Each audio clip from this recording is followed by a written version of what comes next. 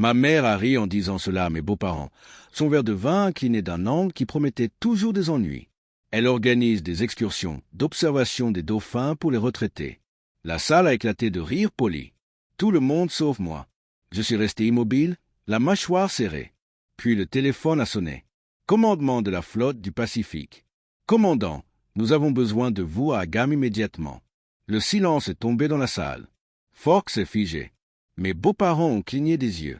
Le sourire de ma mère s'est évanoui et, pour la première fois depuis des années, j'ai pris le dessus. Quand j'ai rencontré Daniel pour la première fois, il m'a regardé comme si j'étais la seule personne dans la pièce digne d'être connue.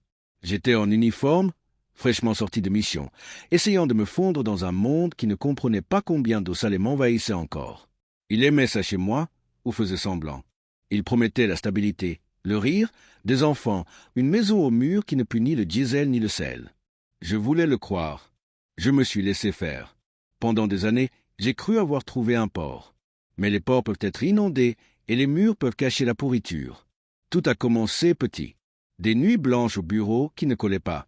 Un reçu pour 2 dîners alors qu'il jurait avoir mangé seul. Du rouge à lèvres sur un col. Cliché, négligé, insultant. Je ne l'ai pas affronté. L'affrontement donne à l'ennemi le temps de se fortifier.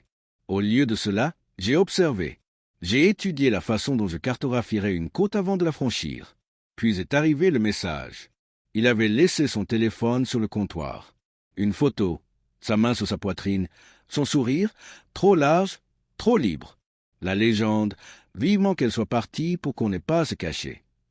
Je l'ai fixé un long moment. Mon pouls n'a jamais accéléré. Mes mains n'ont jamais tremblé. La marine m'a appris la discipline. C'est devenu mon armure.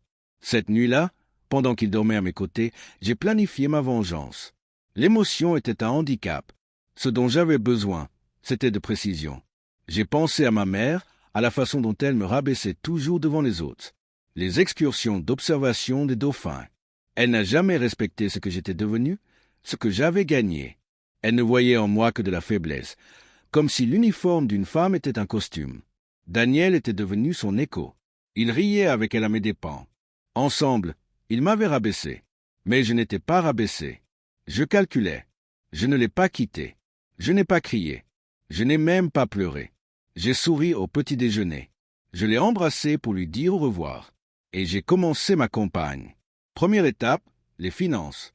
J'ai sorti nos relevés communs, les comparés aux dépenses de son entreprise.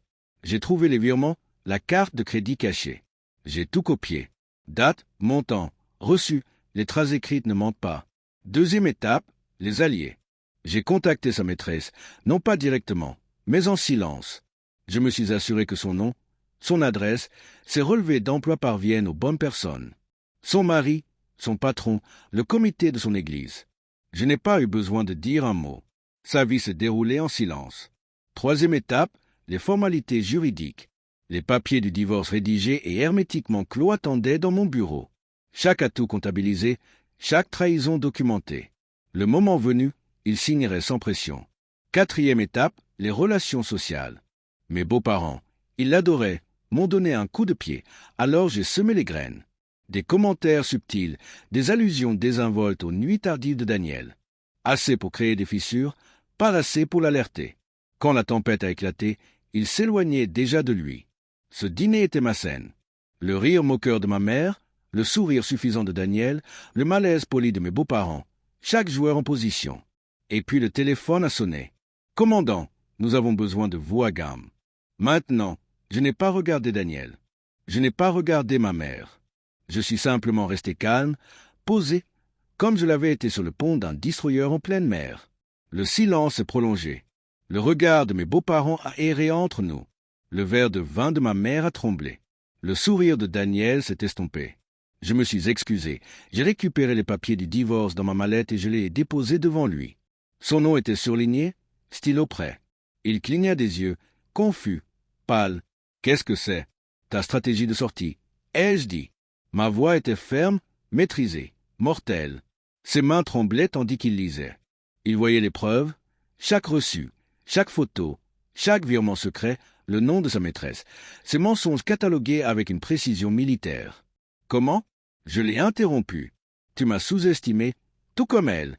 J'ai hoché la tête en direction de ma mère, qui était restée figée, le vin à plat dans son verre. Mes beaux-parents ne disaient rien. Leur silence était un jugement suffisant. Le visage de Daniel s'est effondré lorsqu'il a signé. Il n'avait plus de résistance, plus de terrain sur lequel se reposer. Ce soir-là, j'ai fait mes bagages. Gam m'attendait. La marine avait besoin de moi. En le fermant, j'ai aperçu mon reflet dans le miroir. Ni brisé, ni trahi, entière. Les mots de ma mère résonnaient dans ma tête.